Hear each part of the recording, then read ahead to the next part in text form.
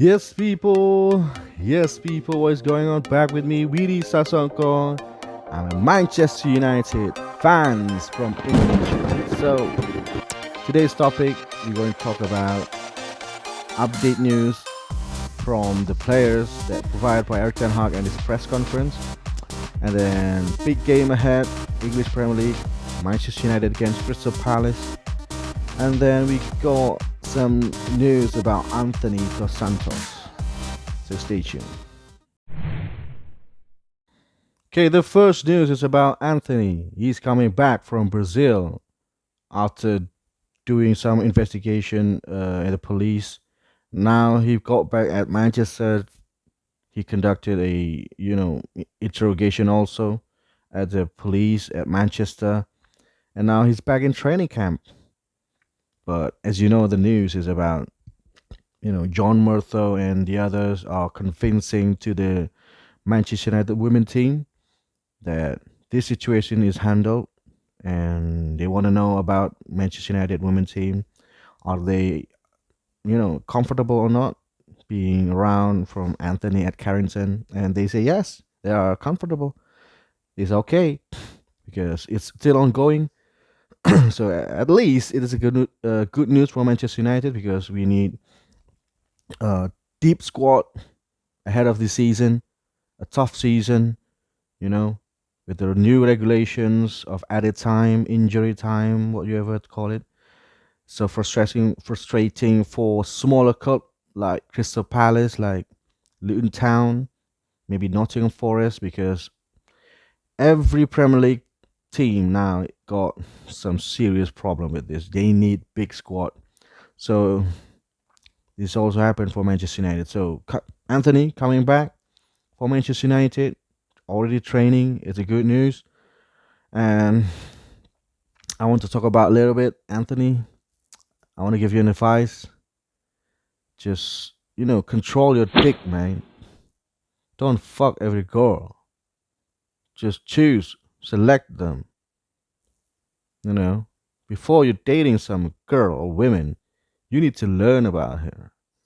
You need to learn about her first.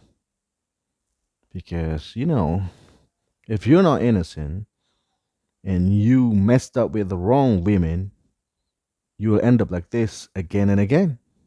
It's really very frustrating for Eric Ten Hag and us Manchester United fans. You got contract, we pay you a lot of money. United pay you a lot of money, not me. I'm just subscribing from MUTV. Maybe that's contributing a little bit from your salary, but I want you to, take care of your dick. Don't go fuck around every girl that you met attractive. So here's a lesson learned. And also for me, lesson learned. Okay. What I'm talking about, I want to talk about football, not man and women relationship, toxic relationship. It's not interesting. So with Anthony coming back, we already got players like Facundo Pellistri, and then I heard that Amadiolo is going to be back after the international break.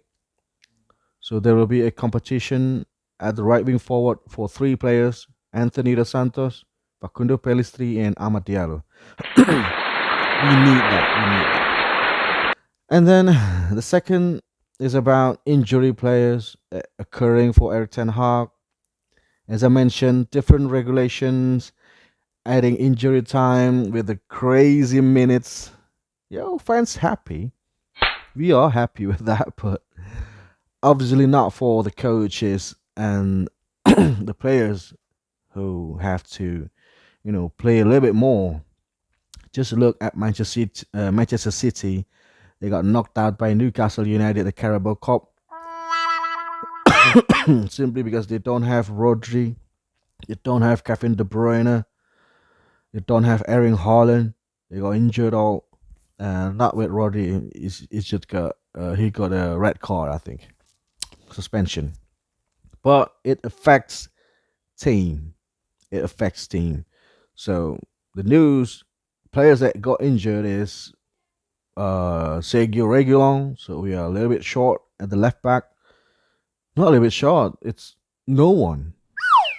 Luke Shaw, Tyrell Malasia, now Sergio Regulon, a player that should be fulfill that position until both of them, Luke Shaw and Malasia, came coming back, maybe in November or December. But Sergio Regulon is also injured, so I think Erik Ten Hag need to be creative once again, and I think Sofian Amrabat will play at the left back again, just like against Crystal Palace at Carabao Cup. And the second player that is got injured is Lisandro Martinez. So Lisandro Martinez, he's already injured, but when they double scan it, when they check it up, actually Lisandro Martinez is worse. He need to stay away from the pitch and recover. Well, this is weird from medical department from Manchester United. I don't know what they're doing, but obviously it's not going well. They need treatment. So once again, Erik Ten Hag need to be creative because they got less defensive players. They got four players that are injured. Luke Shaw, Tyrell Malacia, Sergio Regulon, Lisandro Martinez. Oh, five. Aaron Wan Bissaka. Now they got only Johnny Evans, Harry Maguire, Diogo Dalot, Victor Lindelof. So they got four defender. Four defenders. It's not enough. You need two people for every position. You need eight defenders. We lost 50% of our defenders. So this is going to be concern against Crystal Palace, against Brentford, against the next Galatasaray even. Who you are going to play? Who you are going to select for the formation? It's another thrilling job for Erik Ten Hag. So uh, the next thing is about the preview against Crystal Palace. I think it will be a different game. It will be a different game because we only play 60 minutes in control for 60 minutes with Sofian Amrabat, Casemiro, Mason Mount, and Hannibal Mejbri at the midfield. So I think I think Manchester United need to choose from those four because we need to put Bruno Fernandes back to the team. He's the superstar. Maybe he could push as a number 10, as a second striker, maybe, alongside Rasmus. But what about the other winger, like Facundo Pellistri, Garnacho, Marcus Rashford? It's going to be a headache for Erik Ten Hag to decide at the midfield and at the front line whether he will choose a diamond formation or 4-2-3-1 formation. It's going to be interesting. But uh, according to this first 60 minutes of Manchester United against Crystal Palace at Carabao Cup, it was very promising because we can play without Bruno Fernandes. We can play possession football. We can play progressive attacking, feet from feet, combination with long ball from Sofian Amrabat and Casemiro. It's so beautiful to watch. Beautiful to watch. I can't wait to see once more again. So big decision. Will Erik Ten Hag put Marcus Rashford and Bruno Fernandes against Crystal Palace this weekend? Because if if Erik Ten Hag will put them at the first starting lineup and United didn't go well, didn't control the game like the first meeting against Crystal Palace, the first 60 minutes, it would be it will be a trouble for Marcus Rashford and Bruno Fernandes because I think they are the reason that Manchester United cannot play as a possession football team. He cannot carry the ball very good. Probably with Marcus Rashford is different. He could dribble, but I think he need to correct his decision at the penalty box whether you want to go to shoot, or you look around. Is there any good position from your teammates to get a pass, a simple pass? Okay, so a lot of homework for Eric Ten Hag. Dealing with Jadon Sancho, he's a crap. Dealing with injury, dealing with Anthony Dos Santos, dealing with Mason Greenwood, dealing with the Glazers, dealing with tight schedule, different regulation, dealing with shit referee, with shit decision about VAR. Yeah, it's big homework for Eric Ten Hag. But yeah, this is the the dream job that Eric Ten Hag wanted, to be a manager of Manchester United, obviously. So, my prediction: Manchester United and Crystal Palace.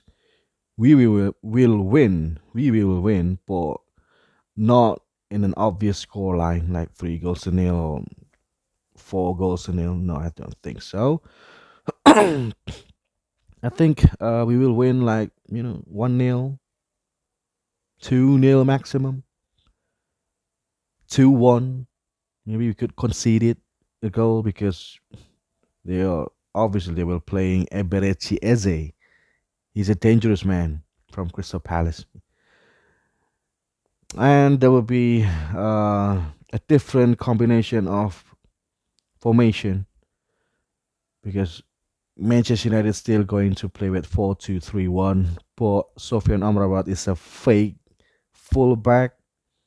He will defend as a fullback, but when he got move forward, he will not fulfilling the byline. He will go in the middle, maybe pushing Casemiro go up further, helping helping with Hannibal Mejbri or Bruno Fernandes, Mason Mount, or whoever the combination.